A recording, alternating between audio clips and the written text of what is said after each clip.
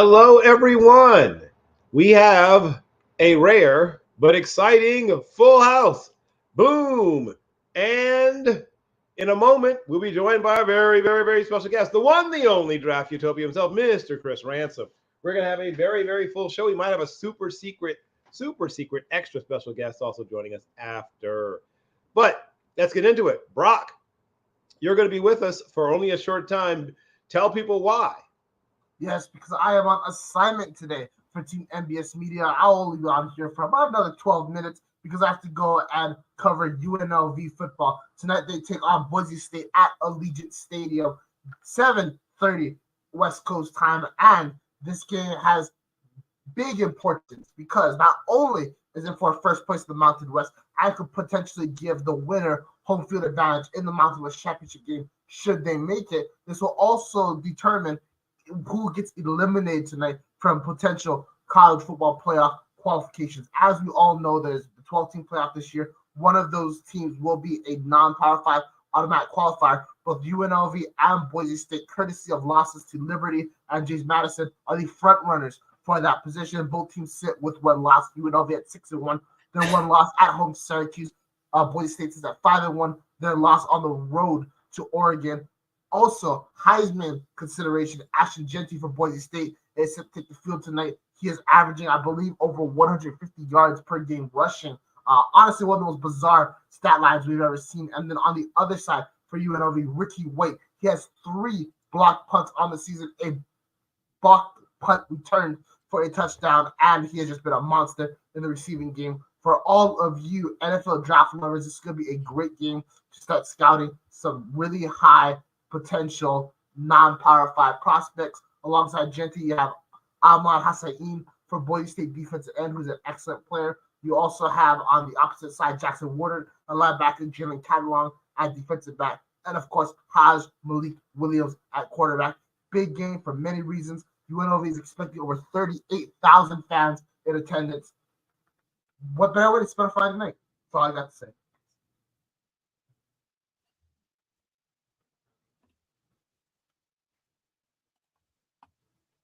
Billy, you are muted. Good point. So it's an exciting night for a lot of reasons. And Greg, you seem to have a slightly different analysis of the game than Brock does. What was it you were saying earlier about the way you saw the game playing out? Mr. Jeanty is going to dominate the UNLV Running Rebels tonight. That's simply not in question to me. Through 6 games, the man has 1,248 rushing yards, 17 touchdowns. The only other running back to have over 1,000 yards this year is Caleb Johnson of the Iowa Hawkeyes, and he's played an extra game already. Mr. Jeanty is currently on track to surpass Oklahoma State Cowboy and former Detroit Lion Barry Sanders. So yeah, he's on pace. He's definitely been a tremendous story, and he played his high school football in Frisco, Texas, which means the Dallas Cowboys already know about him. And don't you clowns ever say a word about us dropping another running back in the first round. It's going to happen again. It's going to happen again. It's going to make no difference to the Cowboys, just like Jeanty. But it's probably not going to make a difference tonight because UNLV has one of the best defenses in the G5. And trust me when I say they will contain him. And when Boise State is fortunate on the ball, you will see how ineffective they will be passing. And Ashton Jeanty is also a great receiver as well out of the backfield. UNLV has some of the best defensive backs in all of college football, so I have zero concern. Keep in mind, Barry Odom, one of the premier defensive minds, is on the Rebels head coach. The Boise State Broncos are going to beat the Running Rebels tonight. They're not going to beat the Running Rebels tonight. UNLV will win this one 35-32. Brock, I know you don't have much more time, so I want to make sure you got to ask Chris at least a few questions. So I'm going to let you fire off a few questions to Chris, and then you could let us know about the rest of your evening. So what are your first 2 questions for him? Chris, I think we'll start off with a question that everybody's mind in the draft. How many first-round graded quarterbacks do you currently have, and how many quarterbacks could you see right now going in the first round? I've got only one, and that is Cam Ward of the Miami Hurricanes. I have him at 8th on my board. The next best QB is Shedeur Sanders. I have him around 52, but he will probably go in the first round. I think a third quarterback that probably gets overdrafted is Carson Beck out of Georgia. I heard the Titans have 3 quarterbacks with first-round grades. Those 3 are the quarterbacks I just mentioned, Ward, Sanders, and Carson Beck. So, Chris, I wanna kind of go off of that because Tennessee is a very interesting case. They just traded away DeAndre Hopkins. They don't really have a future with Will Levis, but at the same time, they have a lot more holes that they need to address. Could we legitimately see Tennessee taking a quarterback in the first round this year, or do you think they're going to prioritize other needs? I think the Titans are going to get a quarterback in the first round. I don't think they should. I think there's other positions they should target, but if they're drafting high enough for Shadur, Beck, or Ward, they're probably going to pick their guy. So, Chris, obviously last year, we don't know the draft order yet, so it's hard to say. But at this point in the evaluation process, last year we saw an absolute run on offensive players to start the draft last year. Due to the lack of first-round graded quarterbacks, do you think we're going to see the same thing this year, or are defensive players going to be selected a lot higher than they were in 2024? I think we're going to see a run on offensive tackles and cornerbacks. That's what I think we're going to see to start the draft. I mean, I've got 3 corners in my top 6. Will Johnson, Benjamin Morrison, Travis Hunter. I have all of them in my top 6. Will Campbell's my number 1 player at the moment. But I do have Texas tackle Kelvin Banks at 10, and I've got a late first on Josh Cotterly with Emory Jones and Ursery, the Minnesota left tackle, in the second round. So those 2 could get pushed up as well as Cotterly. But I do think we're going to see a cornerback run, a receiver run, and a tackle run very early in this draft. And I think we'll see a quarterback run. I think teams are going to be more hesitant with edge rushers. The only edge I really liked on tape in the summer was Mikael Williams. And, I mean, Nick Scorton has warmed up. I have warmed up to him as a prospect, but at the same token, I feel like he's more of a mid-first round pick rather than this top 10, top 5 guy the media's hyping him up to be, draft Twitter's hyping him up to be. So that's where I stand on that. So kind of going off of what you just said, let's mostly talk about the quarterbacks. Obviously, you mentioned Benjamin Morrison. Do you believe that his injury will drastically affect his draft stock? Can you repeat that? Do you believe Benjamin Morrison's injury history will drastically affect his draft stock? It might. I think it's going to come down to how his medicals are revealed at the combine. I think that's going to be what decides whether his stock stays where it's at or goes down. Because you look at Morrison right now, and I think that's a player who could go up or down depending on the medicals at the combine. Kind of going back to the cornerback position, one of the names that I have had circled in the preseason as a guy that I could see being a first rounder as well, but maybe a little bit later in the draft, is Jabbar Muhammad. Could you share your thoughts about the Oregon corner?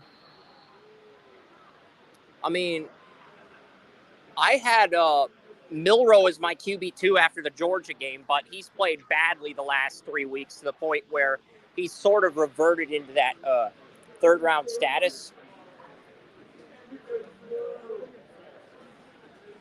Gotcha. My final question before I have to get out of here, I'm going to go back to the quarterbacks. Obviously, we always see teams overtake quarterbacks in terms of the draft position. And one of those guys that I think is going to be drafted a bit higher than he should is Kyle McCord. What is your evaluation of McCord, especially after a horrific performance last night against Pitt? I've had a UDFA grade on McCord since he was at Ohio State last year. I've got Will Howard in the 7th round right now at the moment. But, you know, it looked like McCord was gaining some traction early in the season with Syracuse, but that has not sustained. And I think we're going to see, after the 5-interception game against Pitt, I think we're going to see his stock go back to where it was when he was at Ohio State last year.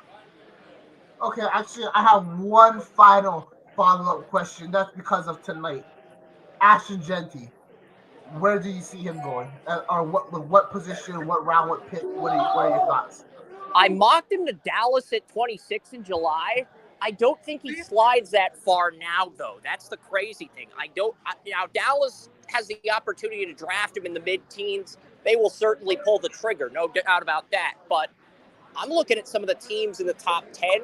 Maybe Denver gets him. Maybe the Browns look at him if they trade out of the spot they're in and Nick Chubb leaves. I think there's a few potential landing spots for Ashton Jeanty at the top of this draft. As far as where he could end up going, I would not rule out the Vikings as a dark horse if they do not want to.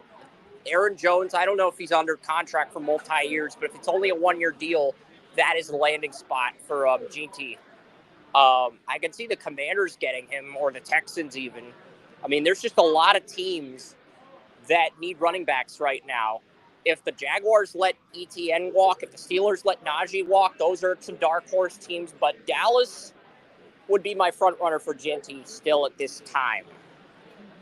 Gotcha. Before I go, we're not going to know until the end of the year when the order's finalized. Of course. Before I head out, just want to remind everyone, when it comes to the running back position, there's two similar running backs to GT, Bijan Robinson and Jameer Gibbs, both taken within the top 12 of their respective drafts. Gentlemen, I have to go. I want to wish you all the best. I want to thank everyone for watching, and enjoy the rest of the show with Mr. Bill Carroll, Greg, and Chris. Deuces, everyone. Okay. Well, that knocks us down to 3, which is fine. I'm going to have some questions for Chris as well. So we are now far enough into the season where at least our preliminary rankings are starting to sort of take shape. So what do you think is the deepest, strongest group position-wise? I like the corner class. It sounds like you like it a great deal. Are there other groups that you really like amongst this draft class? I think defensive tackle and running back are probably the 2 deepest positions where I think you could probably find talent this year in rounds 1 through 7. I think you could make that case for edge rusher as well at defensive end. I mean, those are the 3 positions where I feel like it's the deepest. I think it's a weaker wide receiver draft than last year. I mean, I feel like after the first 9 receivers, after Ricky White, there is a big drop-off between him and the next best receiver. I've got Ricky White in the 3rd round, late 3rd. UNLV receiver. He's going to be playing Boise tonight. But, yeah, after him at wide receiver 9, I think there's a big drop-off between a guy who could develop into wide receiver 1 and the next best guy in the draft. And I feel like you're either getting a Anthony Schwartz or you're getting a Jacoby Myers if you're lucky on day 3. I mean, I think that's how big of a crapshoot day 3 of the draft is at receiver this year. Okay. Tight end's a deep position too. We did that last Saturday's podcast. I think you could get a tight end in rounds 1 through 4, a starting tight end in rounds 1 through 4. It's a very deep tight end draft. I don't think it's as starstruck as 23 or 24, but it is a good tight end draft. Who's your number 1 tight end right now? Loveland, but I think Harold Fannin Jr. of Bowling Green is closing that gap on Mr. Loveland. So Loveland's going to have to step it up when Michigan plays Penn State, because if he doesn't, I think Fannin's coming for that tight end 1 spot, and he's not going to give it back, because right now Fannin would be the John Mackey winner. That school up north does not get to play Penn State this year, so there you have it. That school up north gets beaten tomorrow by Michigan State as well. Thank you very much. Can you tell I don't like that school up north? Can you tell? I don't like that school up north either. I'm an Ohio State fan, so there you go. Yeah. I'm glad to hear you mentioned Fannin. I'm a big fan as well. I fell in love with him a little while back. Tell me about some things that you like about Fannin, and why do you think he has a chance to maybe even be tight end 1? Fannin reminds me a lot of Isaiah Likely, and he's making a lot of spectacular catches, one-handed catches in traffic that I have not seen Loveland make. I think Loveland's got a better route tree, but as far as explosiveness and ability to make incredible catches or catches in traffic, I would give the edge to Fannin in that respect, Bill. And he also has the number 1 run blocking grade on Pro Football Focus too, which I felt sort of warrants mentioning. Not a lot, but some degree it does warrant mentioning. Yeah, I like Fannin's run after catch. I like how competitive and tough he is at the catch point. I would like to see him be used more like Loveland's used, where he, shows you the ability to run, the Y sail stuff and, the But dig. he can do all that in the All-Star game, and he'll be just fine. Thank you very much. That's Yeah. the No, I agree. I agree that he can. players don't need. And I said this before about Tyler Linderbaum. He did not need to go out and play a different type of center than he was playing at Iowa. He was capable of playing any type of center position you wanted him to play. And again, what the Iowa Hawkeyes had him doing was right for that program. This whole nonsense about I haven't seen this player do this or do that. These kids don't get the chance to do everything that everybody wants to see. Well, tough luck. That's what the All-Star games are for. And ladies and gentlemen, Exactly. that is why Exactly, Greg. That's why the Master Gunnery Sergeant was a Marine. I want to add something to Greg's point briefly here. Okay, when Jalen Hurts was at Oklahoma, everybody thought he could only make 1 to 2 reads. He went to the Senior Bowl. He cleaned up his footwork. He showed the ability to make 5 out of 6 progressions in Mobile, and he put the progression issue to bed for good. And the Eagles took him in the 2nd round. And their Southwest scout is now on the Cleveland Browns.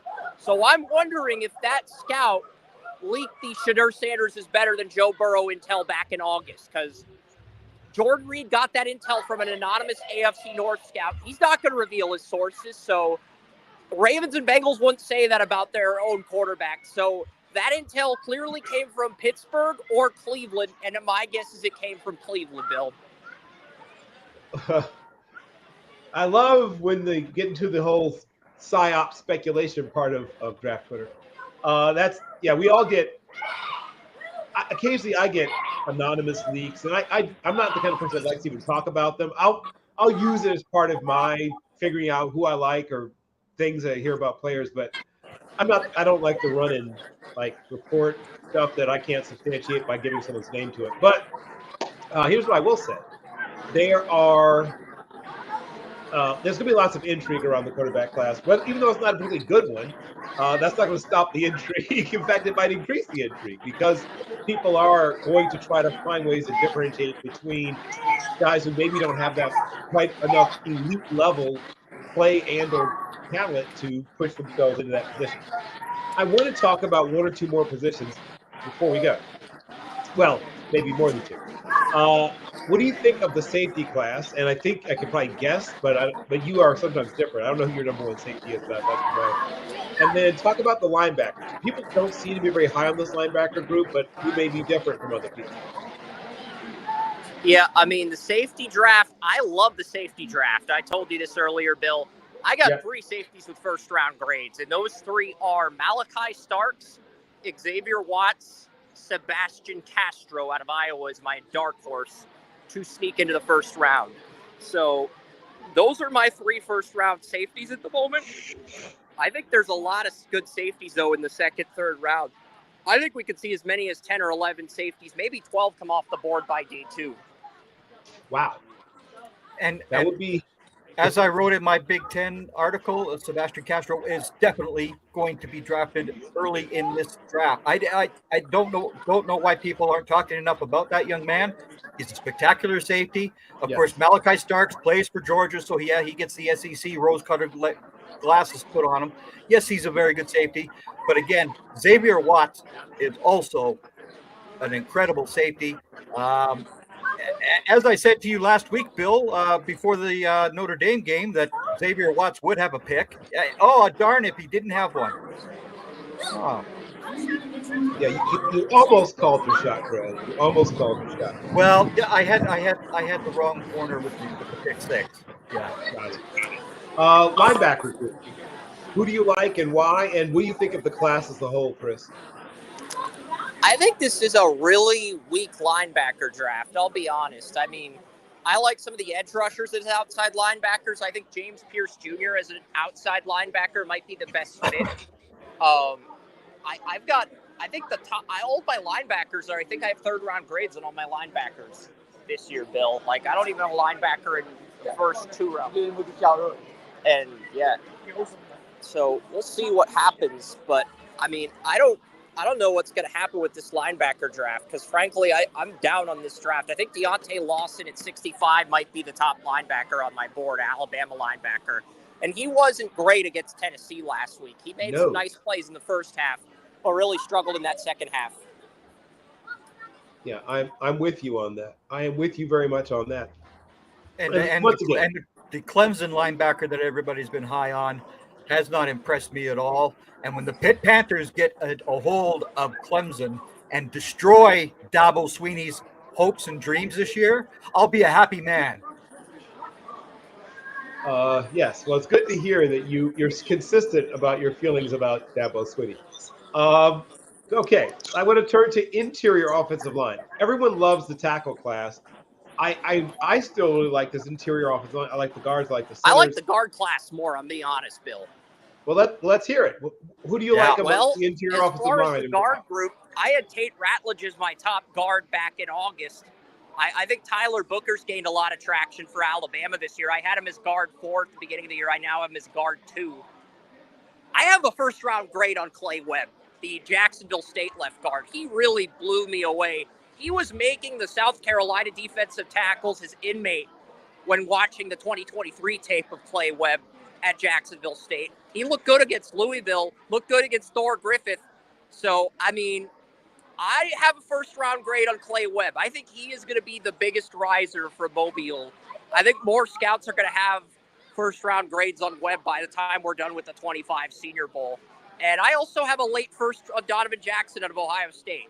I have him ahead of Josh Simmons, even though there's a lot of traction for Josh Simmons. There was until his season-ending injury. So I've got those 4 guards in the first round. And I think there's some guys in this day 2 that I like. Logan Parr as a day 2 pick out of SMU. So I think it's a really good guard draft.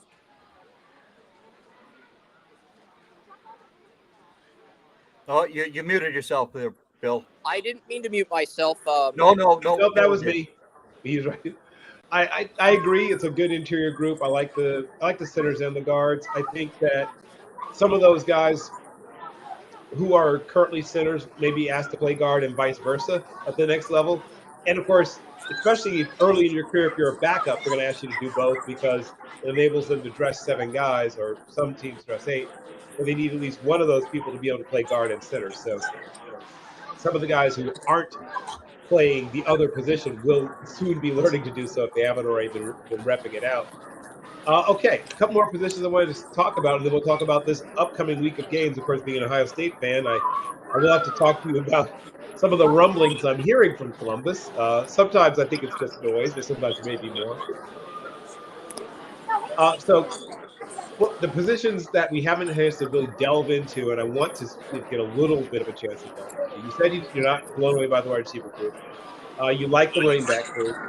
Everyone's down on the quarterbacks. Tackles will be a huge tackle run early in the top 50, 60. I think everyone agrees to that.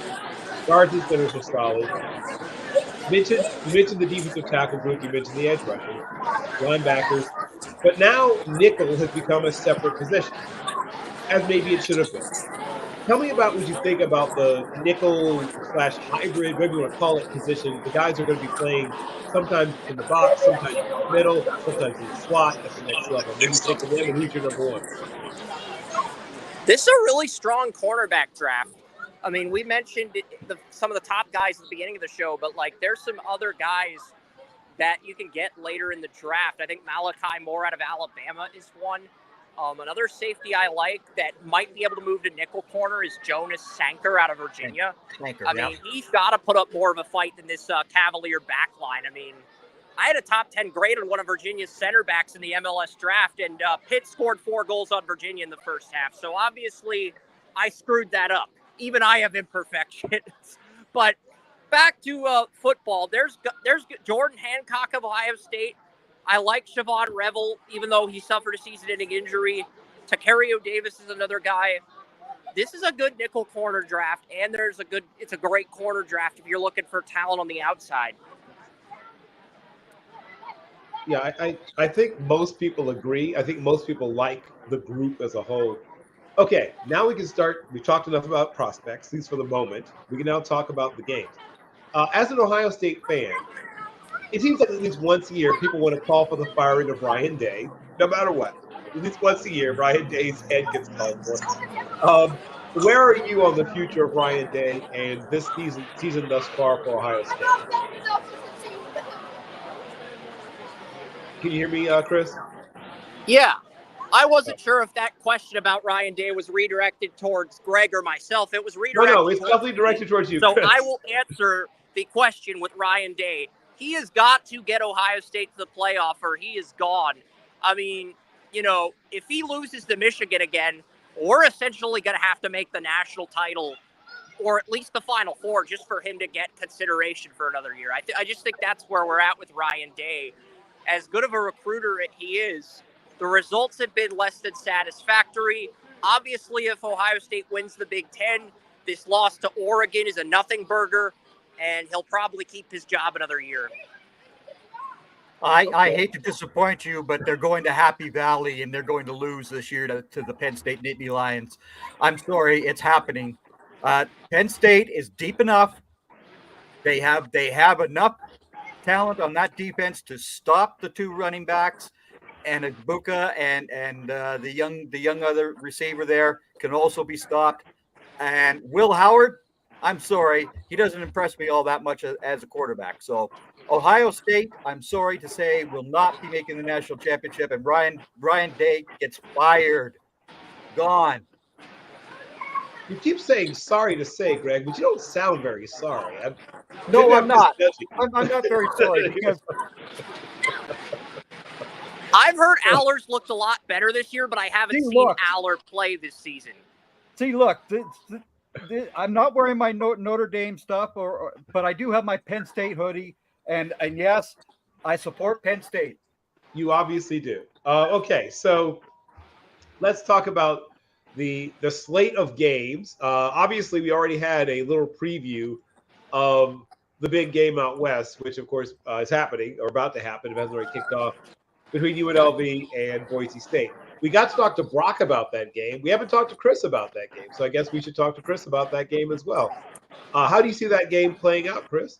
I have Boise State winning, and it's because of one guy, Ashton Genty. But if UNLV can stop Genty and Ricky White can go off and Barry Odom's defense shows up, the Rebels have a chance to steal this game. And I will certainly say this much. As soon as I get back to my apartment from this Pitt soccer game, I am watching UNLV Boise State. I don't care for the Dodgers. I don't care for the Yankees. So, frankly, they're not going to get my attention unless it's a deciding game of the World Series, like a game-clinching game. I want to make that the lowest-rated World Series in history, but that's going to be a challenge with how exciting of a matchup that is. But I think Ricky White, if he could show up and UNLV, Barry Odom, that defense stops Genty, they got a chance to steal this one. Okay. Let's move on to other games on the schedule. And I am excited, obviously, like everyone else, about that game. But I wanted to delve into Greg has already opined about the sturdy midshipman facing his Fighting Irish. I won't ask him to rehash, though I'm sure he will at some point. But I'm going to start with you. What do you see happening in Navy Notre Dame? And are there any prospects you'd like to shout out for that game?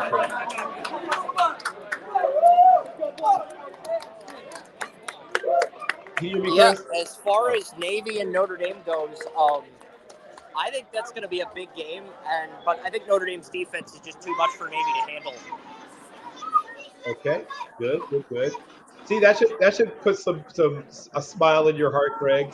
Chris, I don't like Notre Dame and Navy playing 97 times and all that other jazz because, of course, as you know, being a former Marine, the Navy was the department we were under and all that jazz. Yeah. So I have to support the midshipmen, especially when they go against that place that you like, that West Point punch. But that's later on in the year. But I agree with Chris. The Notre Dame defense will be too much for Navy to handle, and I do believe that the quarterback from Navy will give up a couple of interceptions, and that will be the key thing here. As long as Riley Leonard does what he did last week, throw for over 200 yards without being all over the field, Notre Dame wins this game pretty handily. Okay, got it. Okay, let's talk Ole Miss, Oklahoma. Earlier, like before the season began, this was a big spotlight game. People thought that maybe both teams might be undefeated coming into this game. That has not turned out to be the case. But once again, Chris, what do you think about this game? And you, once again, if you'd like to shout out any prospects that are going to be in this game, that's fine. What game is Ole this Miss, again? I was going to ask you, Chris, about Oklahoma versus Ole Miss. That was a game that preseason. Oklahoma versus Ole Miss. I mean, Correct. that game had a lot more traction in the preseason compared Yes, to now. correct. And I still think it could be a good game, but it's going to come down to what can Jackson Dart do? What can the defense do? That's really going to be the deciding factor in that Any prospects you like in that game? I mean, for day one, probably not. I think there's a few day two guys in that game. Jackson Dart, Princely Umania. There's the Oklahoma receivers, Nick Anderson, Dion. They have Dion something, I forget, another receiver in Oklahoma. Dion Burks maybe, but I'm not too excited about that game, I'll be honest. I got you. Well, that game has lost some, as you said. I said it was a game that people had circled because they thought it might be almost like a play-in game for the playoffs because they thought both teams might even be undefeated, and of course that's not the case. But preseason, people hyped that game up a lot. Okay, let's keep rolling. Here's a game that probably deserves more hype than it's received. Washington, Indiana. That most people didn't see this coming with Indiana. Shout out to Kirk Cignetti. Once again, if there's any prospects you want to mention, you can do so now. But tell me how you see that game playing out, Chris. I mean, Indiana's got a really good receiver in Surratt and Curtis Rourke, former Ohio quarterback, transferring to Indiana. So I like the Hoosiers to win. They're going to be 8-0. I think they're going to handle business quite soundly against the Washington Huskies. And this is the point where Greg mentions he's Canadian. Well, yes, but Curtis Rourke is also not going to be playing tomorrow. So that's true. He has a thumb injury. Yeah, he has a thumb injury, so he's not going to be playing tomorrow. But the backup quarterback who went in last week is going to be just enough for the Hoosiers to beat the Huskies tomorrow. Yeah, they're pretty deep. That's the thing I think is the biggest surprise to me is that Indiana's depth, right? I think it's what separates this Indiana team maybe from Indiana teams we've seen in the past is their depth. Well, okay. Hey, Coach Cignetti brought 13 guys over with him from James Madison. So there's the reason why that team has depth. Right. And none of those 13 are bad. Okay, so we talked about Ohio State. Let's hit this again. Nebraska obviously is a little better than maybe they have been in the past, but I think they're still not quite all the way there. But what do you see for the Nebraska-Ohio State game, Chris? I mean, Dylan Raiola's got to score more than 7 against Ohio State, but our defense is a lot more lethal than Indiana's, so he might get held to 3 or 6 points. Who knows? But Tui Malo out, Jack Sawyer, Tyleek Williams. I really like that defensive line up front, and I like the quarterback tandem as well of Denzel Burke and Jordan Whitehead. I'm thinking of Jordan Hancock. Those two corners. You got Nathan Ransom at safety. I think they're a lot better than advertised. But, Nebraska's going to have to figure out a way to stop that offense, their defense, because I don't think Raiola can outduel Ohio State's offense with how good our defense is. Yes, and in a battle of two ranked teams, Oregon being ranked surprises nobody. Some people are surprised that Illinois is as good as it's been. Brett Bielema is having his best start to a season so far down in Champaign, Urbana. And, of course, they're about to run into a bit of a bust on Oregon. But, once again, if there's any prospects you want to mention, feel free to do so. But how do you see the Oregon-Illinois game playing out? I think Oregon's receivers are going to be the difference makers for this one. Evan Stewart, Tez Johnson, I think the receivers are going to be the difference. I do have a third on Dylan Gabriel at the moment, but you want to see better decision-making from him. And you look at Illinois, they do have Zachary Franklin at receiver, so I think the receiver, Zakari Franklin, Jabbar Muhammad's probably the most entertaining matchup of this one as far as the one-on-ones go. Okay, got it. Yeah, I don't, as much as obviously Illinois is near and dear to my heart. It's where I got my master's degree, it's where I'm the graduate assistant. It doesn't look good. I still think this game will be closer than some people might think. I think they'll keep it close. They seem to have a good sense of how to keep even better teams from running away with games. But yeah, they probably won't have enough to stay with them long term. Three more ranked on ranked games I want to hit on. We have Missouri versus Alabama. Now, once again, in the preseason, this game wasn't being treated with that much interest. But now that people smell blood in the water with Alabama, Missouri fans are starting to pop off a little bit online, which you don't usually see when these games are coming up. How do you think this game might play out in terms of the Tigers versus the Crimson Tide? This is just thinking, who's playing Alabama? Missouri. Missouri. That's right. Missouri's hosting Alabama. Alabama's freshman corners are going to have their hands full with Luther Burden. I am picking Alabama to win, but this feels like a 20-17 field goal type game where Alabama barely prevails at the end. Yeah, I could see that as well. I think this is, if Alabama rights the ship, this is the week that starts it. Now, once again, because of the standards they have, even if they run the table from this point forward, they'll still be whining and complaining. But this could be sort of a place where they can resettle themselves as a program. Another ranked on ranked battle: LSU versus Texas A&M. We have a top 10 team versus a top 15 team. How do you see that game playing out? And once again, there's some prospects in that game. Who are some of the guys you like? LSU offensive tackles versus Nick Scorton. That's the number one-on-one matchup. Scorton versus Will Campbell. Scorton versus Emory Jones. That's got to be the number one matchup as far as one-on-ones go.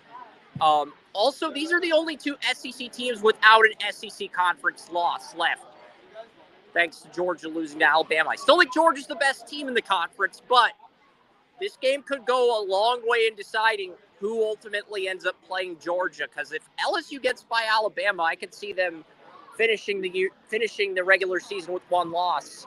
That loss coming to USC. I might have to go. I might have to turn. Okay. Do you have Will Campbell going as a guard in the NFL, Chris? Who? Do you have Will Campbell going in as a guard to the NFL? No, not at all. Not at all. I am going in the NFL as a tackle. That could change if the arm length is lower than advertised at the combine, but right now he's a tackle for me. That's not going to change.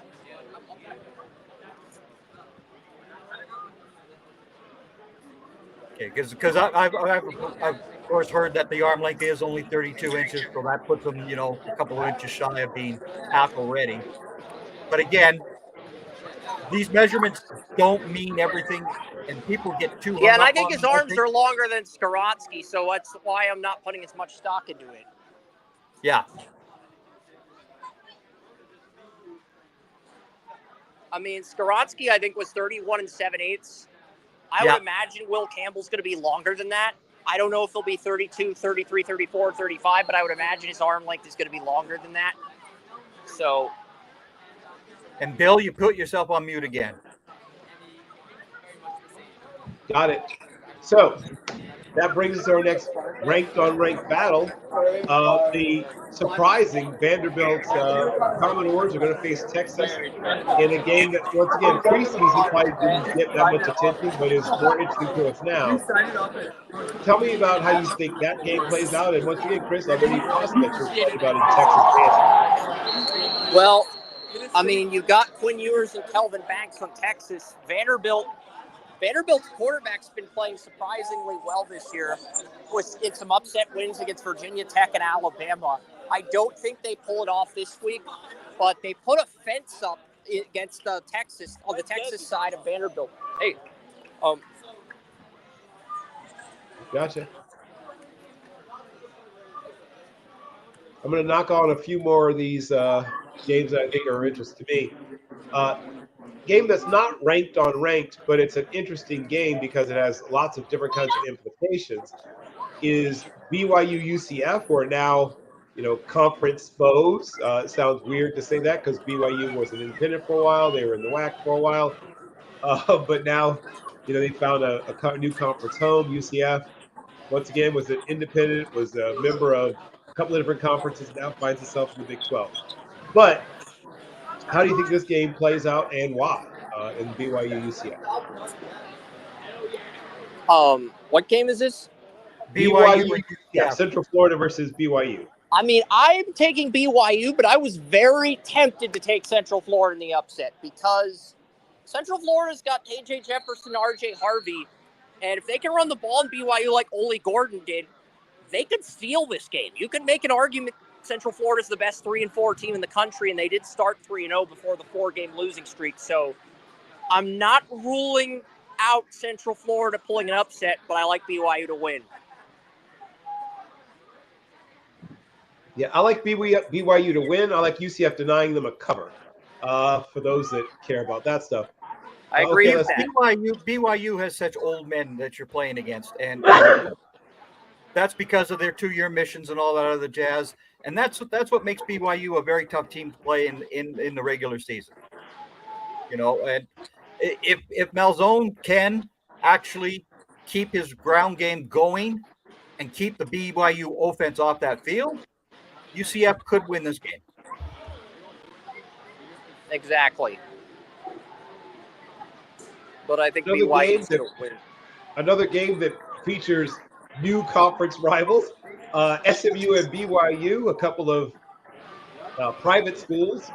Not BYU. No, SMU is not playing BYU. BYU's no, playing I said Duke. SMU's playing Duke. Yes. Yeah, Duke. Did I say? Oh, I meant Duke. I thought I said Duke. Okay. But yeah, Duke and SMU, a couple of private schools that will be facing each other now as conference rivals. Once again, are the prospects that excite you in that game, Chris? And how do you think that game plays? I mean, I like Logan Parr. I have a second-round grade on SMU's left guard. They do have a good defensive end. I mean, they've got some decent receivers. Their tight end, RJ, he suffered a season-ending injury. That's unfortunate. But I had a 5th-round grade on SMU's tight end. I was looking forward to seeing him against Duke. That's not going to happen. I hope Logan Parr makes this game exciting because at this point it feels, honestly, an SMU-Duke soccer game sounds more exciting than this game. But if Logan Parr can step up, these quarterbacks can continue to play at a high level, maybe this game will end up surprising us.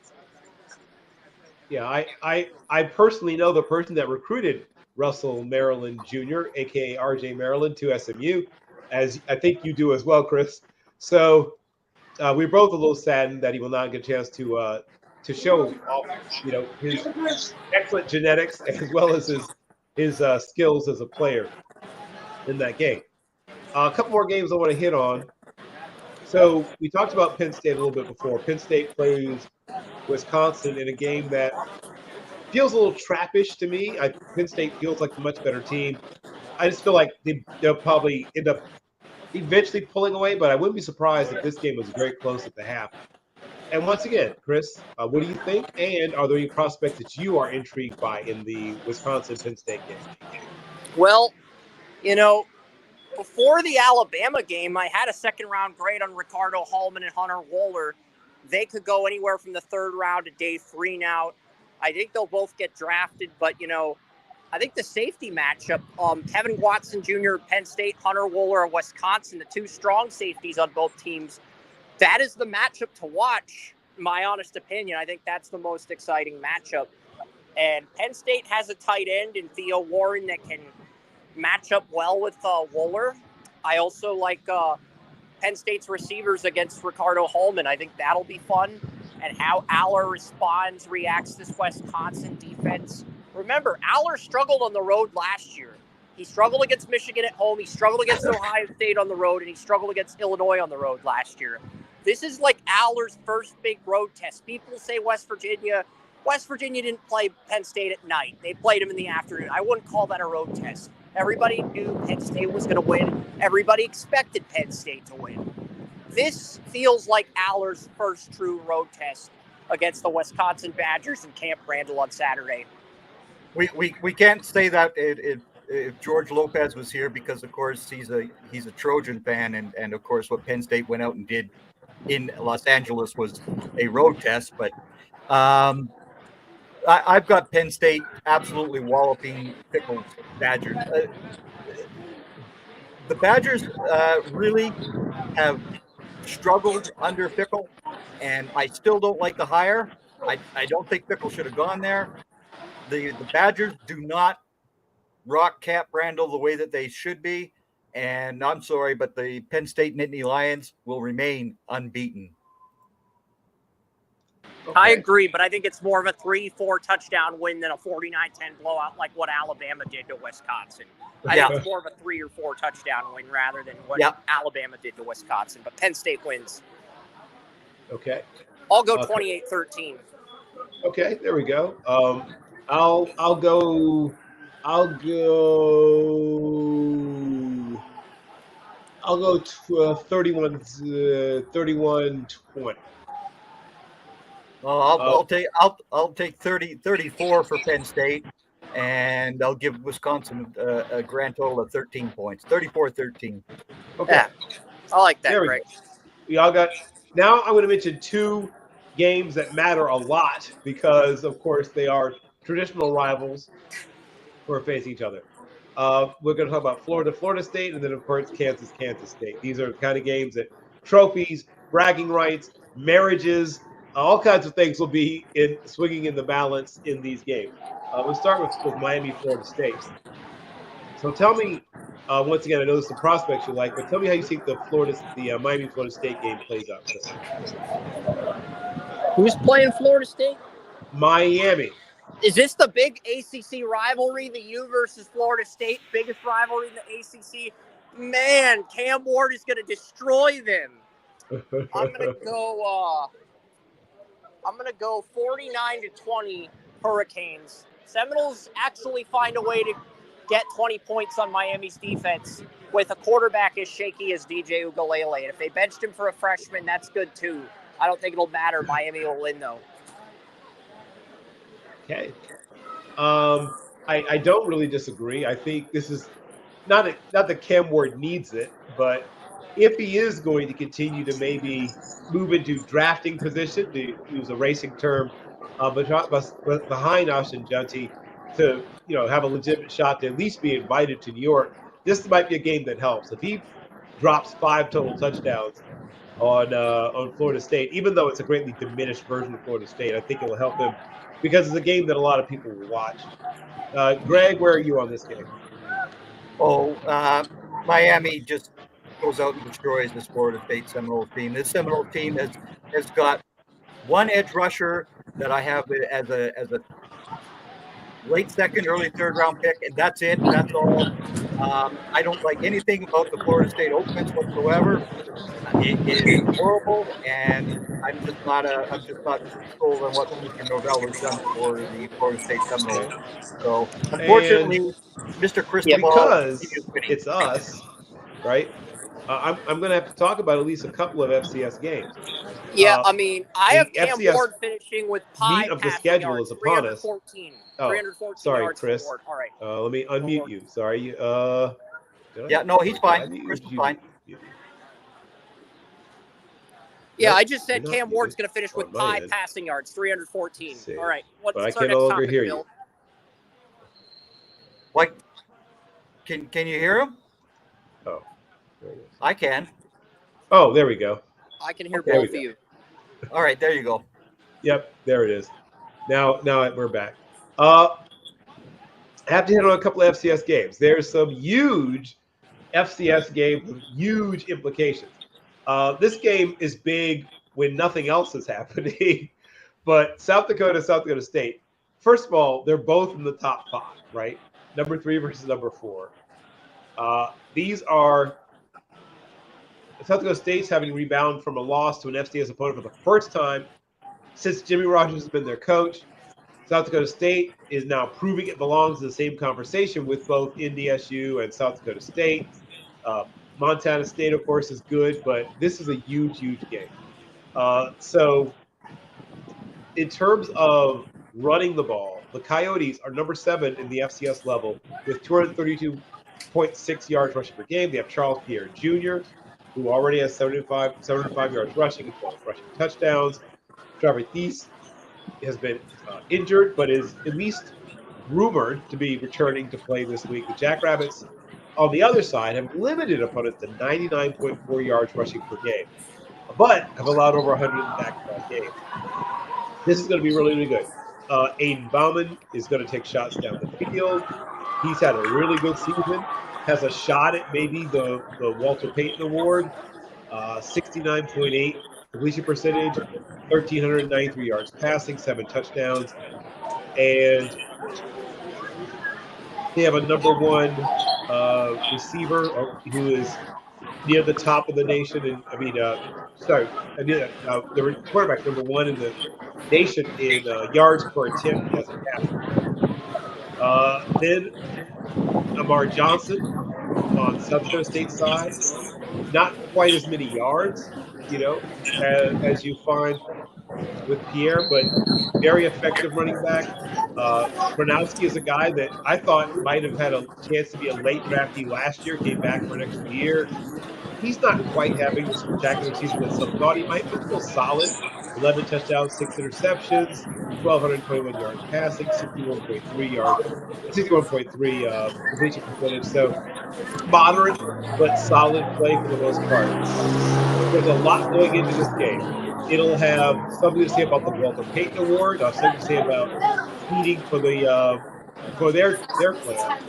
What do you think of that game, Chris? And once again, are there any prospects that you like? I haven't really done as much FCS scouting as I should have this year.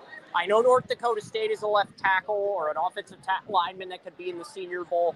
I haven't really looked at South Dakota State as much as I should have. Okay. So I really don't have anything else to add to the show, but I appreciate you and Greg for having me on, Bill. Of course. Do you have to run now, or you have like 5 more minutes? I can stay till 8:45, but I really don't have anything I'm going to add to the conversation because Okay. I haven't really studied the FCS games as much as you have. I can learn though. Okay. Well, then I'll run through some things, and if there's a prospect you like, because some of these guys are transfers, you may have seen them in their previous homes, even if you might not have seen them in their current homes. There's a lot of that going around this year, right? I need a flow chart to keep track of where some guys are playing. Oh, wait, weren't you at Baylor? Western Carolina at Mercer. If Donovan were here, he'd be here to talk up Mercer, where he got his degree.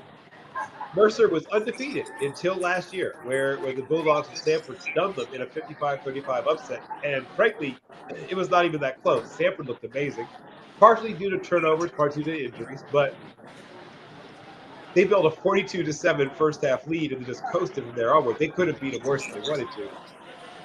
But Mercer is still a top 15 team in the FCS. The big question is the health of DJ Smith, their quarterback, who got hurt last week against freshman Whit Neubauer is going to probably get the start. He's looked decent, 63.6 completion percentage, 214 yards, and 1 touchdown in limited action so far. But if DJ Smith can come back, that helps him a lot. Even if Smith doesn't get the start, if he's able to come in and play, it helps. And then Mercer is going to also have to overcome some things about the Catamounts of Western Carolina. Wayne McGee is a guy who's had a good season, 519 yards rushing, 5 touchdowns, but they don't have a lot of depth. No other running back on their team has over 135 yards. You know what? Give me Mercer, Bill. I'm going to take Mercer. Okay. I know I'm probably going to be wrong on this game, but no, you're probably right. Mercer does have a first-round prospect in this year's MLS draft, so give me Mercer over Samford. Is that the game? There you go. There you go. I love it. Cross sports logic. I'll just mention that Cole Gonzalez is one of the top. I need to find out from Chris here which future NFL kickers are on the field at this game right now, because of course we all know that Brandon Aubrey is a former. Brandon Aubrey was a Notre Dame center back. I mean, That's I've right. seen Pitt against Notre Dame in the tournament games. I could see Louis Samkow being an NFL kicker. I mean, he's very good for Pittsburgh, the striker who took over for Valentin Noel. Like, the player comps for him are ridiculous. They're comparing him to Clint Dempsey and Landon Donovan. I don't agree with that, but this is coming from MLS scouts who might argue. Well, there you go. See that we can always cross over to the NFL from the world of soccer now. Yeah. I'm going to give you, I guess, a couple of prospects then. Guys to watch that'll be in that game. There is a wide receiver for Western Carolina who broke out this season, and his name is DeAndre Tamarez. Tavares, yeah. Yep. He's listed at 5'11". He's probably 5'10", but whatever. No big deal to me. I don't care that much. But he's quick, tough, has terrific hands. He's a redshirt sophomore, so he's not going to be in this year's draft, but he's listed at 165. That's probably about right. He's not big, but tough as nails for a guy his size. I'm not about to compare him to Antonio Brown, but I'm going to say he has a similar package of skills to Antonio Brown, right? He's a guy that runs faster than he'll time, plays bigger than he'll measure, and super competitive. I'd love to see him return kickoffs and punts, but I think they probably don't do that with him because they don't want to get too digged up. But he ran track in high school. You can see that he's got really good ability to accelerate. He has a cousin who's playing football right now in Colorado named Nigel Patel Jr. And before they got him off of the return game, he was a really good return specialist. So I think at the next level, he'll go back to returning kicks. But if you don't have him on your radar, put him on your radar. Add him to your list. I'll give you that guy. Yep. And current Riverhound striker, former Pitt soccer player, Edward Kiza, drafted by Rob Kraft in the first round, just walked past me. So just update on that. Edward Kiza, Nice. He was drafted by the Revolution in the first round of the 21 MLS draft. So he's on the Riverhounds now. But Rob Kraft did spend a first-round pick on him in MLS. But, yeah, I like Western Carolina, I guess. I'll take them to win this one. I'm going to give you one more player to watch out for to add to your list. Western Carolina's quarterback, Cole Gonzalez. Once again, not going to be in this year's draft, but add him to your list for next year. And he's a guy that I'm not trying to, send him to a different school, but I will not be surprised if ACC schools and SEC schools come sniffing around him. He's a Florida kid, had a terrific high school career back in Florida. His father is a well-known coach who coaches wide receivers at Florida. I'm not saying, but I'm saying don't be surprised if he's in the SEC. If not there, then someplace else. But I could see him in the ACC as well. But he's only a little knock on him his size. He's listed at 6 feet. He's probably 5'11" and a half. Probably about 194 pounds. But he's got a good enough arm. My comp for him is Jake Haener. That's my comp for him. He's very Haener-esque. If you like Haener, you'll like him. But watch out for him. He's playing at an extremely high level right now for Western Carolina. So put him on your list for next year. All right. I'll give you one more, and then I guess we can wave goodbye to you. Where I first fell in love with Cam Ward was in his days at Incarnate Word. I still watch Incarnate Word football. Incarnate Word is now about to face SCLA, the Southeast Louisiana. Southeast Louisiana got off to a very bad start, but now they've righted the ship. They've won 3 games back-to-back and are undefeated in conference. They're going to obviously have a tough time facing Incarnate Word. Incarnate Word's won 4 consecutive games since they lost to South Dakota State and then SIU. Zach Calzada, speaking of transfers, right? You remember Calzada, has found his way down. Yep, has found his way down there to there. He's having a very good season. 66.9 completion percentage, 1,867 yards, 18 passing touchdowns. The Cardinals have some dynamic weapons for Calzada. Jalen Walshall and Roy Alexander, add those guys to your list. They've combined for over 1,200 yards receiving, over 13 receiving touchdowns. But this is where the meeting of the whatevers. The passing defense of Southeast Louisiana is very, very good. Watch out for Keydre Callaghan and Tylon Cooper. So a good on good, right? Walt Hall and Alexander on the offense versus Keydre Callaghan and Tylon Cooper for the Lions of Southeast Louisiana. The Cartwoods defense has struggled at times early in the year.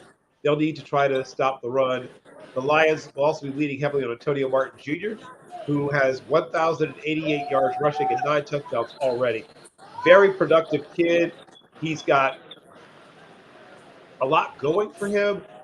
Time speed is a question mark. Obviously, I wish I could confidently say what I think he runs. He's not a terribly big back. He doesn't get caught from behind, but I would say he's probably a guy who's probably mid 4.5s, maybe low 4.5s. I'd love to see him catch the ball more, but I say that about almost all college running backs. But the good thing about him is his build. He's got a very solid build. He is listed at 220, probably more like 217, but listed at 5'11, probably more like 5'10 and a quarter. But still, very solid build, just a sophomore and incredibly productive. I think he could end up being a target for some schools, once again, some bigger schools trying to bring him in. And if he has a big year next year at a larger school, I could see him being in next year's draft. But he's a one to put on your watch list as well. He's one of the starting running backs right now on what I call my all emerging teams. He's busted out this year, and I think that he has a real chance to, like I said, be drafted next year. Before you run, Chris, or actually, anything else you wanted to talk about before you went? I mean, I think one of the surprise games this week. I'm trying to think of what was the game I was going to talk about on. I know there was a game. Oh, did you guys see Liberty lose to Kennesaw State? That was hilarious. Yeah. I was actually live streaming part of that during Wednesday's Under the Bleachers show, which I do with William Yanish and Brandis Bell. That was hilarious. I mean, that might be the upset of the year, guys. It might be, actually. It's in the running. If it's not number quality. I'm sorry, but Northern Illinois beating my Fighting Irish was the upset of the year. That was, Alabama fans might take issue with you as well, but I hear what you're saying. Yeah, the finalists have to be Vanderbilt, Northern Illinois, and Kennesaw State. Yes, correct. Yeah, correct. But yeah, so I'm telling you to add Antonio Martin Jr. of Southeast Louisiana. Add him to your watch list. He's going to be playing for somebody next year. Hopefully, if you're a Southeast Louisiana fan, maybe he stays a Lion, but I won't be shocked if some bigger school comes knocking. He has a lot of the qualities you look for in a future NFL running back. Yep. Perfect. Chris, before you go, tell people where they can find your work and follow you. At Draft Utopia, you can check out the new MLS mock draft. It is pinned. We have Cornell forward Alex Harris going number 1 overall. I mean, this guy gets triple teamed and he still finds a way to score goals. 4.0 GPA in high school. I mean, he gets his teammates open. He's majoring in chemical engineering or something, just really advanced. I mean, he blew me. I saw him on another YouTuber's Kick a Ball Pod, his interview. He blew me away in the interview process. So I think 2 seasons of 12 goals and 4 assists. I think everything's there. I mean, I don't know if there's a box he doesn't check right now, but it'll be interesting to see if Ivy Leaguer can go number 1 in the MLS, because it's not going to happen in football anytime soon. It's not going to happen in the NBA. Probably not going to happen in Major League Baseball with how good the SEC's become in baseball. And we know it's not going to happen in hockey unless maybe the top pick in the NHL draft commits to Harvard, which is a long shot, but in theory that could happen. So if an Ivy Leaguer is going to go number 1 overall, it's probably going to be in the MLS. And it's a good chance to be Alex Harris. I'll explain why on my show tomorrow at 10 a.m. on TalkShoe and Restream. So thank you, guys. Nice, well, Chris. Thank you. If you aren't following Chris, if you're into the NFL draft, once again, get your life right? Pull it together. You should be following Chris. If you're into the NFL draft, follow Chris. Which Chris is a MLS team do you follow, Chris? My favorite MLS team is the LA Galaxy, but I think Miami's going to win the cup this year. I think Beckham's going to beat the Galaxy in the MLS Cup, and it's going to be It's going to be the year of David Beckham with Messi winning the cup at season's end. See, because I'm a Liverpool guy, I don't like Manchester United. Period. So I'm sorry, but I gotta say the Galaxy have to beat that guy. I'm sorry, but Miami might not even win the conference. I mean, the East is really deep this year. You got Columbus, last year's champions. You got last year's Supporters Shield, FC Cincinnati, and you got Duncan McGuire from Creighton on Orlando City SC. They're the 4 seed. Whoever comes out of that East 1 through 4 is probably beating the Galaxy in the Cup. But if you don't like David Beckham, you got to root for Orlando in round 2. You've got to root for Atlanta United, Arthur Blank's team. They are playing David Beckham tomorrow night. So you got. I think they're playing tonight. Actually, they're playing. Yeah, because of course Messi and the Argentinians pulled off a stunt against Canada in the CONCACAF that was just garbage too. So, that was terrible. But again, I really do wish you well with your MLS shows and Draft Utopia on Twitter. And you take care of yourself. Yeah, thanks for having me on. Take it easy. All right, take care.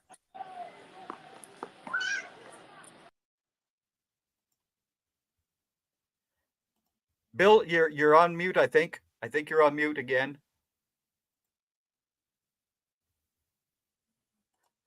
No, I can't hear you.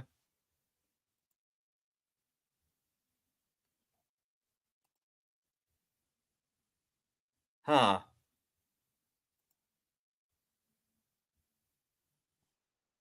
Hear me now? Now I hear you.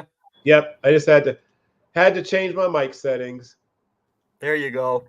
Yep. Just mic settings issue. Okay. So it's just 2 of us for our final game of the evening. So it's not going to be Eastern Washington versus Idaho, is it? No. Unless you want to talk about that game? I was going to mention. No, I really don't because it's not going to be a pretty game. No, sir, it's not. I was going to mention, as MEAC conference play is underway, Morgan State travels to the 20th ranked North Carolina Central Eagles. Now, Walker Harris, in his first season as a starter, is completing 63.5% of his passes for 1,116 yards passing, 14 touchdowns. But he's going to face a Morgan State secondary that's only allowing an average of 122.9 yards passing per game this season, which is number 1 in the MEAC and is top 16 in the country. They've battled injuries, but if they are healthy-ish, this would be a good game. Also, NC Central's offensive line is going to face a Morgan State front 7 that has some guys who I think have a chance to play at the next level, principally Elijah Williams, who I've written about preseason. Elijah Williams is an NFL prospect. I've discussed him a little bit with Jim Nagy at the Senior Bowl. Shout out to him. I'm hoping he's one of the HBCU players that gets invited to the Senior Bowl. He has 6.5 tackles for loss, 6 sacks. Nana Asante has 6 tackles for loss, 3.5 sacks. The Eagles, however, only allowed 12 sacks so far this season, which is number 2 in the MEAC. Your classic strength-on-strength kind of matchup. One team got off to a really slow start. Another team got off to a hotter, faster start, but they're sort of meeting at similar places at this point in the season. Morgan State has had offensive inconsistency. They're not good, I guess, they're really on offense. They've had some occasional moments on offense, but they haven't put it all together. That's really the issue. They have another 2 players to watch out for are Quantez Mansfield for the Eagles on defense and Jackie Brevard, also both linebackers. Yep, they're good. Morgan State's chances in this game center around their elite defense. Their offense is what's held them back this year, cost them at least 2 games. And if they cannot get offensive momentum, the Eagles will wear them down eventually on defense and pull away. And that's what I think ends up happening. I think that is about a 20. Isn't there a linebacker to Morgan State who could be a transfer portal guy for next year? You are correct. Look at you knowing stuff. Yes, sir. I know, but I'm trying to remember the guy's name and it just escapes me. Yeah, there's a couple. There's a couple. Yeah.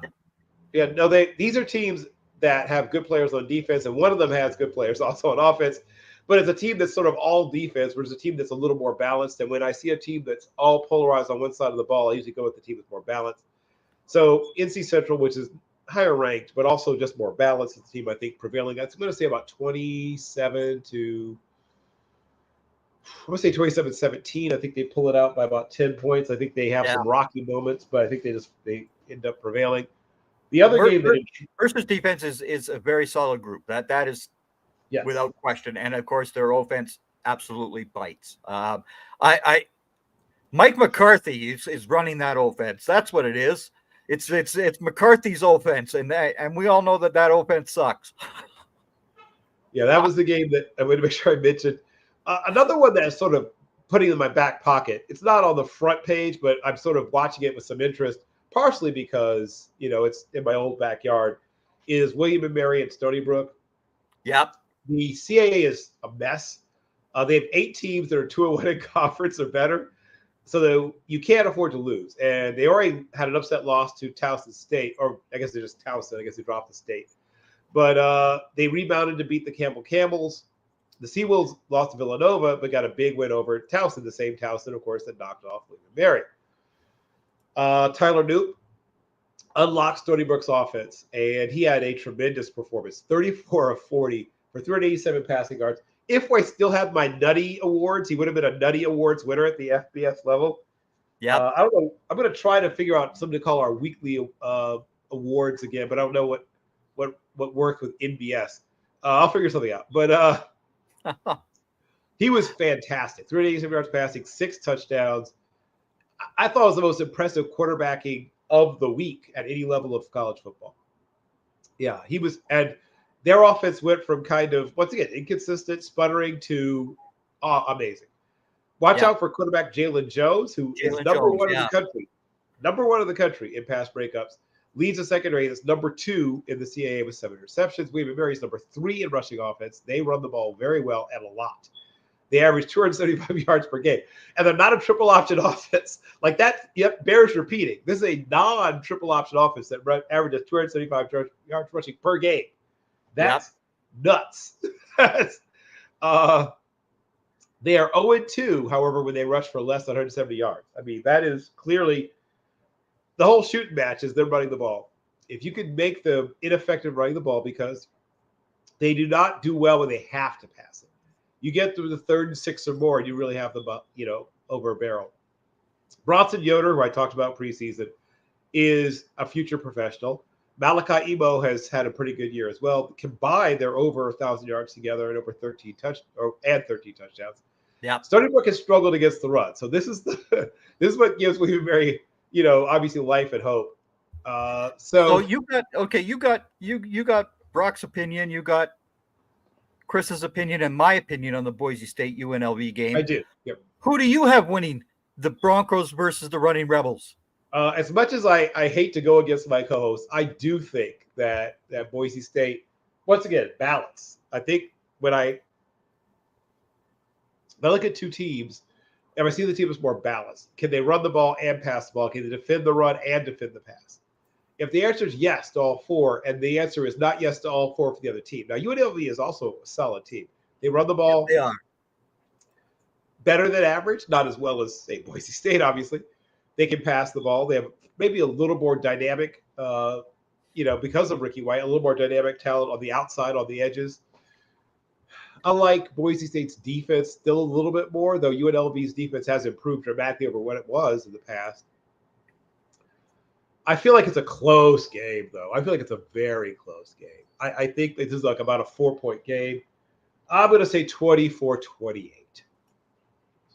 Okay, because I've got Boise State winning that 35-31. Okay, so we both see a 4-point game. You just see a slightly higher overall score. Yes, because Ashton Genty needs to have more yards and more touchdowns to knock off that Barry Sanders clown. Who, Barry Sanders was fine, but he was not the same level that Emmitt Smith was. I'm sorry. Oh, okay. All right there, Greg. Simmer down. Once again, I'm just to remind everybody that the views, thoughts, emotions, and words of one Gregory Rector do not reflect as a whole, the thoughts, views, or ask any of the policies of Team MBS Media. They are No, clearly his exactly. own thoughts, his own views, and his own feelings. Once again, I want to thank Chris Ransom. Chris is always an awesome guest whenever he can make his way on. We'll have him on again when we get closer to the draft, because by that point, we'll be putting together mock drafts and that kind of foolishness. But once again, on behalf of Brock, who is giving us our right in the seats, right in the press box perspective, which you'll see on our website when he drops his article. I'm working on some stuff. My first cut of rankings for the 2-3 positions that I feel good enough about to start writing about. You'll start seeing those soon. And once again, I want to thank you all for everybody who's ever liked, subscribed, whoever watched, whoever listened, whoever commented. Thank you so much for your attention and your time. We will see you again in 1 week. Greg, thank you so much. And we are OUT. We are out of here.